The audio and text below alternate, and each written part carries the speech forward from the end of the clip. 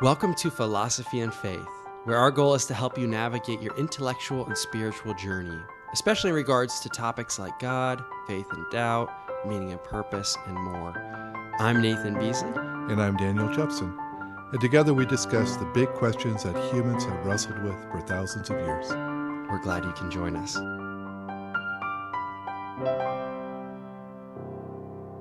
We're back in another episode of Philosophy and Faith. And last episode, we were talking about the four great worldviews and how they would view the questions of knowledge in the category epistemology. And Daniel, you brought up something saying that it's possible that an objection can be made against materialism and naturalism, that it is self-defeating. Yeah, I think a good argument could be made that way. Wow, so we're going to explore that and dive quite a bit more deeply into that today.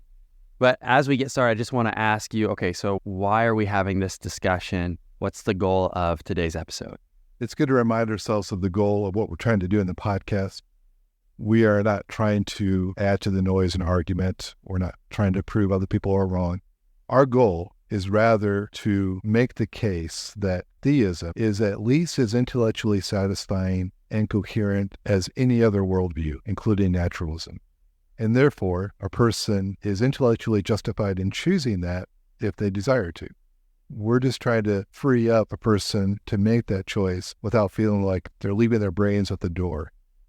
Yeah, too often you hear that faith is blind or that kind of thing. Yeah, it drives me crazy. Yeah, we're going to do this one today, asking the question, is naturalism self-defeating?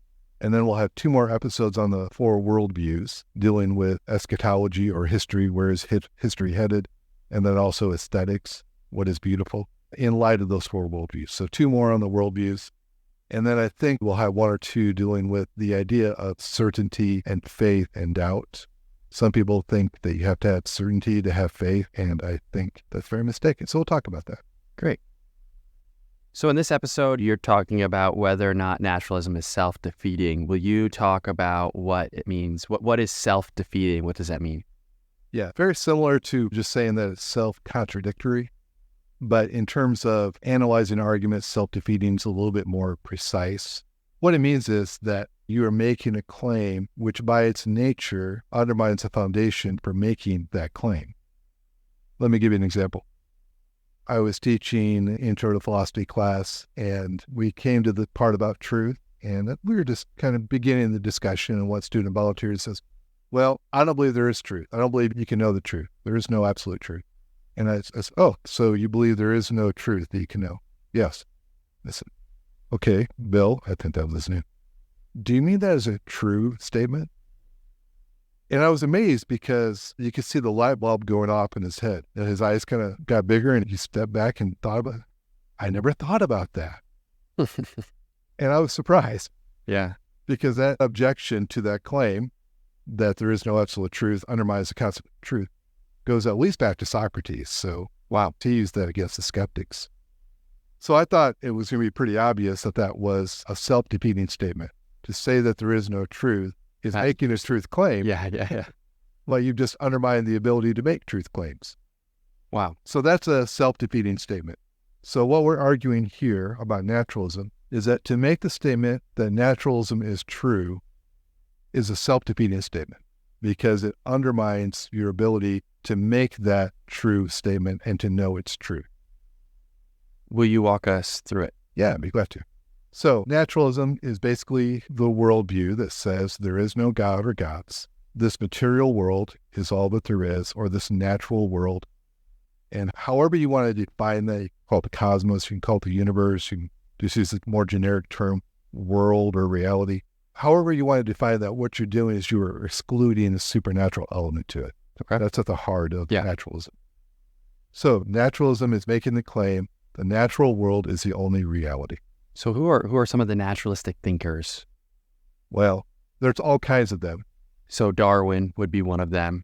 Darwin would be yes and no. Okay. So he actually claimed to have a belief in God who organized and supervised evolution. It's unclear to me and maybe some other people whether he meant that or if he was just trying to stave off the trouble of being an atheist in late 1800s England. Okay. But certainly most of the people we would call evolutionary biologists or the new atheists Richard Dawkins, Christopher Hitchens, Steven Pinker, those would embrace the label of naturalism. Okay. What's interesting here, though, is that naturalism is almost assumed in some academic fields. They're going to operate on naturalistic assumptions, even if no one says, I'm a naturalist. They're going to, by principle, exclude anything but naturalistic explanations for whatever data they're dealing with. Like which academic areas or fields? Biology, anthropology, but also, I think you would say that of chemistry or physics, perhaps medicine. So if you're asking the question, you're looking for naturalistic answers. Now, methodologically, in my opinion, that is exactly what you should do. But there's also a drift then from a methodological naturalism to a philosophical naturalism where more and more people just kind of assume then that there is no God, that the natural world is all there is. So you're saying that that's how it should be methodologically because you don't want to bank on the supernatural intervening? Yes, and you can't measure it. Yeah, okay. So yeah, when you're doing science, you operate on principles of cause and effect as established by the scientific method. But there's a drift from that to the philosophical position of naturalism that I think goes unnoticed. Gotcha. So anyway, that is naturalism. So naturalism, making the claim the natural world is all that there is. The argument is that naturalism is self-defeating because it undermines the ability to make truth claims, including the claim naturalism is true. Okay, go on and unpack that a little bit for us. All right. So if we're going to make this into a syllogism, it would look like this. For the statement, quote, naturalism is true, quote, to be accepted as true, one has to be able to know the tree. Second premise, if naturalism is true, one cannot know the truth. And then conclusion, therefore, naturalism cannot be known as true. That would be the basic argument there. Can you say that one more time? The basic form of the argument in a syllogism form, so you got premise, conclusion, would look something like this. For naturalism to be known as true, we must be able to make valid judgments about the truth, about metaphysical questions. And then the premise 2 is? Premise 2 is, if naturalism is true, however, it undermines our ability to make valid truth claims about metaphysical ideas, including naturalism, because naturalism is certainly a metaphysical claim. Okay. Yeah, you're making as big of a claim as you can about human knowledge. And the third, then, naturalism is self-defeating and cannot be known as true. Okay. So let's dive into this here. You know who is the surprising originator of this argument? You'll be surprised. I will be surprised? You will be surprised. Jesus. No. Standard answer, but not in this case. It may have arisen before, but this particular argument takes its potency. Plato. No. Takes its potency from the theory of evolution. And the first one who raised the objection that if naturalism is true, then we cannot know the truth was Charles Darwin himself. Really? Okay. Yeah. Let me quote him here. This is from a letter dated July 3rd, 1881, quoted in the autobiography of Charles Darwin in Selected Letters. He once said, "The horrid doubt always arises whether the convictions of man's mind, which has developed from the mind of lower animals, are of any value or at all trustworthy. Would anyone trust the conviction of a monkey's mind if there were any convictions in such a mind?" Now, where I don't know that he followed through on that is this idea that if that's true and all knowledge is therefore suspect, that would include his own theory of evolution. So this is recognizing that on the naturalistic premises, you have one mechanism for humans developing the way that we are and therefore thinking the things that we think right now. If we are a theist, we have two options. We can believe in spontaneous creation. The God created humanity pretty much its present form in the relatively recent past. But we can also believe that God oversaw the development of an evolutionary process through many, many millions of years to create mankind as he is now. Philosophically, a theist can believe either one of those is true. But in either one of those, we can say, yeah, we can know truth because it was given to us by God. Not, we can't know truth because the process was just for the purpose of reproduction, not for the purpose of knowing truth. Right. Unless truth gave us some sort of competitive advantage. Yeah, you're getting ahead of me a little bit. Okay.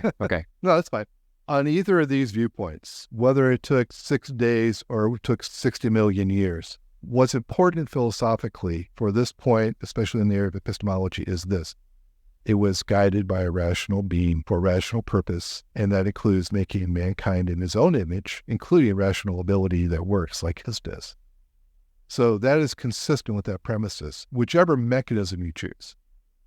But if you reject that, if you believe that the natural world is all that there is or ever has been, that there is nothing outside the universe that caused it to come into being, or that created mankind in any shape or form, or guided humanity's evolution towards a certain place, that it all happened by natural processes alone, well, that's a horse of a different color. Because think through this now.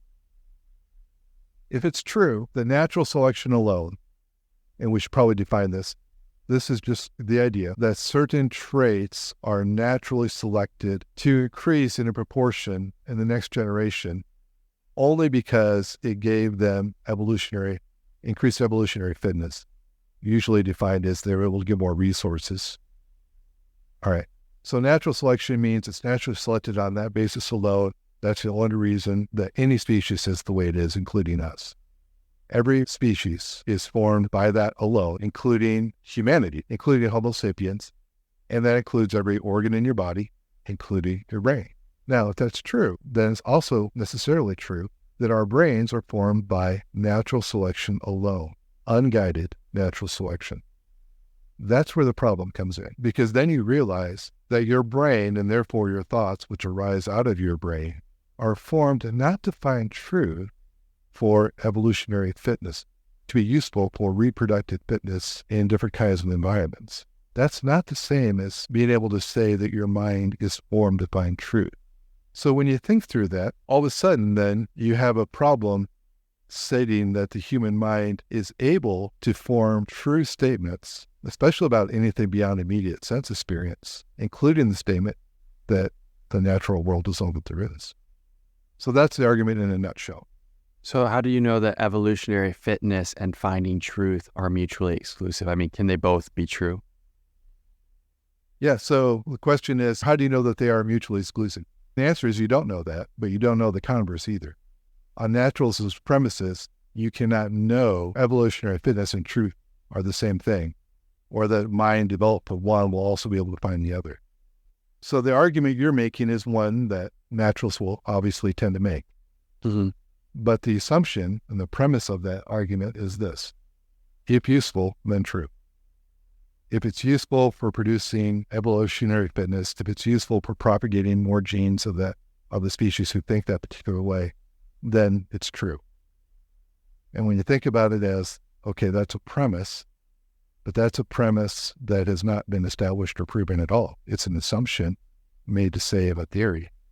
It's not been proven. In fact, one can easily think of counterexamples. Many ideas that may make a person more successful at passing on genes are maybe quite false, or at least not proven to be true. The denial of a personal God who places restrictions on human sexual activity is just one of those. So that certainly would not be chosen naturally, because if anything, the opposite would be chosen naturally. Oh, I see what you're saying. So you're saying that if we're just a byproduct of natural selection, that it's unlikely that a worldview with a God that places sexual restrictions on people, it's unlikely that would ever even emerge. Probably, but that's not the main point of my argument. The main point, again, is naturalism has to make the unproven assumption that what is useful is what is true. Okay. And because it's not proven, because it's not even really readily apparent, I think you have to conclude that the second premise is true. The naturalism undermines the notion of regarding our brains as being able to find abstract. But can't you just say that it doesn't matter that we have to find absolute truth? I mean, does that matter? Well, it matters if you're trying to develop a worldview that's coherent, that the parts don't contradict each other. Okay, I see. So if I'm arguing for a worldview, but the premise of that worldview undermines the ability to argue for it, that's a very deep intellectual problem with that worldview. Yeah. Okay. Which is what we're talking about here. Right. I'm just learning all this for the first time and trying to wrap my mind around it. So obviously, we are not saying that most naturalists do not believe in absolute truth. I would not begin to know how to quantify how many of them do or not. We're just saying that on the premises of naturalism, it becomes difficult to make truth claims about naturalism. I see. So not saying naturalists aren't reasonable or logical or anything like that. Just that if you're looking from a logical perspective, this is an objection to pay attention to. Yeah, because if true, it's fatal. Gotcha. You can't hold a worldview that has a self-contradiction at its very heart. Yeah, unless you're okay with not having internal coherence. Right. But to me, I don't know how you could be intellectually okay with that. Yeah. But I'm just curious because I feel like at the heart of Christianity is Trinitarian God and also the two natures of Jesus, which are at least paradoxical, not necessarily contradictory, I guess. Yeah, I think there's a paradox that can be worked out there, but that's not the same as having a fundamental contradiction in the ability to make the claim about the heart of the belief system. The only analogy would be that someone could argue that to make the statement that there is a God undermine the ability to make that statement as a true statement. So it's not the same thing. Oh, no. Just an interesting point there. Sure. Yeah, there's a difference between a paradox and an inherent self-contradiction at the very basis of a worldview's metaphysics. So anyway, let me read you a quote here by Steven Pinker. Do you know Steven Pinker? Who's that? He's an evolutionary biologist, and he was at Harvard for most of his career. I don't know if he's still there or not. Anyway, he was very influential, very smart man, and he wrote a very large book called How the Mind Works. And he's writing this from an evolutionary biologist perspective and as a committed atheist. Okay. So he was a naturalist. And he gets to the chapter after explaining so many things about how he thinks the mind developed this way, according to the laws of natural selection alone, where he begins talking about some of the questions we talked about: free will, meaning, morality, sentience. And basically, on all these, he gives some half-hearted explanations of how they might have developed, but even he sees that he doesn't really have an answer for these. So at the end of it, he comes and he says on page 516, "We are organisms, not angels, and our minds are organs, not pipelines to the truth. Our minds evolved by natural selection to solve problems that were life and death matters to our ancestors, not to commune with correctness or to answer any question we are capable of asking." Let me read that again. Quote, "We are organisms, not angels, and our minds are organs, not pipelines to the truth. Our minds evolved by natural selection to solve problems that were life and death matters to our ancestors, not to commune with correctness or to answer any question we are capable of making." But he means that as a true statement. Yeah. It's just like your student. I mean, he's right. Isn't he saying the same thing? He is. Now, I think he would qualify that on other questions, he was able to give a true answer. But his summary is interesting. He's like, we aren't designed, well, I don't think he'd use that word, but we are here in order to make truth statements. Exactly.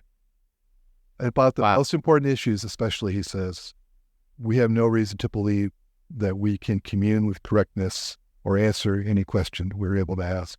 Wow. Our minds are not pipelines to the truth. So basically, his words are qualified, but the attitude is dismissive of the human mind's ability to find truth, especially about anything of importance like we're just talking about, especially about something like the statement that nature is all that there is. Wow. He's a heavy hitter. This isn't an offhand remark he just made in a question and answer session, right? This is the published writing of a leading Darwinian atheist, and he just came to recognize it's hard to escape the logic of the statement that if natural selection is true, we have a truth problem. Wow. And, well, I don't know if it's at the end. It's at least 500 pages into his big work. 4/5 of the way in, yeah. Wow.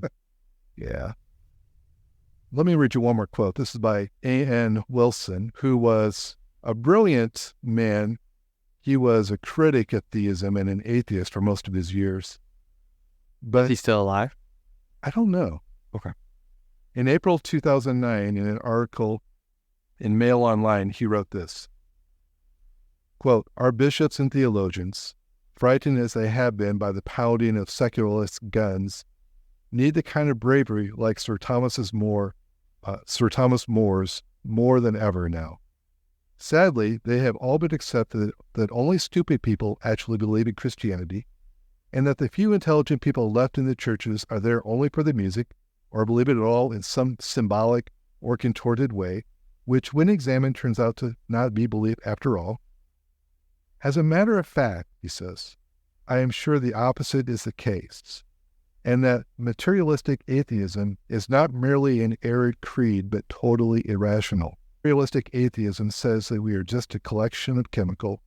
It has no answers whatever to the question of how we should be capable of love or heroism or poetry if we are simply animated pieces of meat." So what's he saying? Basically is that we need people who believe and have the courage to act on those convictions. But the worldview of atheistic materialism that he has embraced most of his life can't get there, because we're just basically animated pieces of meat. We're the result of chemical processes that had no rationality attached to them at all. That's all we are. So he's an atheist who at least sees the value of religion in society. I don't know if he was an atheist when he wrote that. He was most of his way. Okay. I That's so interesting. crossed that quote, and I was surprised because I knew Ian Wilson. He was a pretty harsh critic of like C.S. Lewis and many of his theistic arguments. Wow. That's kind of how I knew him. So I was surprised when I read that. So the view that's consistent is make decisions and we hold beliefs based on how they help us related to our evolutionary fitness. And so because that's the goal is not to find truth. The goal is to reproduce. And because of that, we're really in no position to make absolute statements related to really any of these philosophical questions. Exactly. But especially in the relation to epistemology, it's self-defeating. Yes. That's so fascinating. And very thought-provoking, because if we want to give answers to some of these questions, then we got to think through, okay, is my mind actually capable of giving some thoughts and suggestions on these kinds of topics? Right. Naturalism is a worldview. It's a philosophy. It's not something you have immediate experience about, like the color of your shirt. It is making a statement about the ultimate nature of reality. It's a metaphysical question, and yet at its heart, it undermines the ability to make metaphysical statements at all. That's the heart of what I'm arguing. Wow. If listeners want to go into more depth, they can look at the arguments by Alvin Plantinga, who is a professional philosopher. I'm not a professional philosopher. I'm just a dabbler. But he has developed this argument and written at least one book, maybe two. I think the second one, he responds to people who argue against him and push back. So there's some good literature about this. This isn't just my idea. Cool. We'll drop that title in the show notes and maybe put some links or something there. Sure. Again, Darwin recognized as soon as he developed and thought through the theory of evolution that it had a challenge at its heart in terms of what that says about human knowledge. The first person I see really developed this fully was Arthur Balfour in 1914 in the Gifford Lectures, and then later a book that came out of that called Theism and Humanism. And then C.S. Lewis carried that argument forward. I forget which chapter, but it's in his book Miracles. And he goes about it a little bit different way. His is a little bit more complicated. And then I think Alvin Plantinga has done a good job advancing that. Advancing this objection to naturalism? Yeah. Gotcha. So this objection is not a new thing. It's been around for at least 100 years. Yes. It goes back at least 100 years to Balfour, maybe to Darwin. He had an inkling of the problem. But Alvin Plantinga is the modern theologian who has developed, I think he calls it the evolutionary argument against naturalism. Okay. So evolution itself argues against naturalism on naturalism's premises. So I'm sure if people Google that, they'll find a number of articles or blog posts based on the EAN. Right. All right. Again, our goal here is not to tell people what to believe or to criticize. What we're trying to do is say there are some very basic families of worldviews. that we're going to interact with in this world. In our culture, especially, those are theism and naturalism, or sometimes called materialism. And out of those two, we're trying to argue that theism is at least as intellectually coherent and valuable and satisfying as naturalism. In my opinion, more so. And because of that, it allows a person to make a genuine faith commitment if they choose to without sacrificing their intellect. That's our goal. We'll see if people feel like we've advanced towards that goal or not. Well, thanks so much for your time. Bye. Thanks so much for listening. If you like what you hear, click follow or subscribe depending on your platform. Check the notification bell so you're up to date with new episodes and leave us a review. Until next time.